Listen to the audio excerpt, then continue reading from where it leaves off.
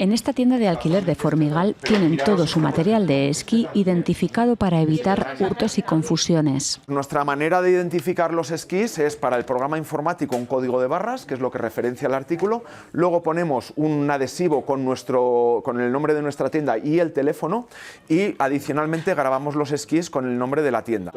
Aún así, cada temporada pierden por hurto entre 6 y 8 esquís que finalmente tiene que abonar el cliente. Y están cada vez más controlados porque en la estación hay cámaras por todos lados, hay vigilancia, la gente cada vez está más atenta a estas cosas porque sabe que ocurren, entonces han disminuido con el paso de los años, pero siguen ocurriendo. Y para velar por la seguridad, la Guardia Civil aumenta la presencia policial en los centros invernales. No hay grupos que se desplacen aquí de propio a hurtar material, sí que puede haber alguna denuncia puntual de algún equipo muy premium, pues que a lo mejor alguien lo ha dejado despistado y se lo lleven. Vigilan también que no haya intrusismo profesional entre los monitores. ¿A qué escuela pertenece? A la Escuela Española de Esquí de Formigal.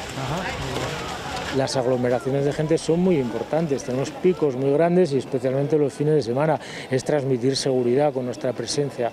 Y recuerdan, los delitos leves se pueden denunciar in situ a la Guardia Civil sin tener que trasladarse hasta el cuartel. Bueno, pues los estoy acompañando.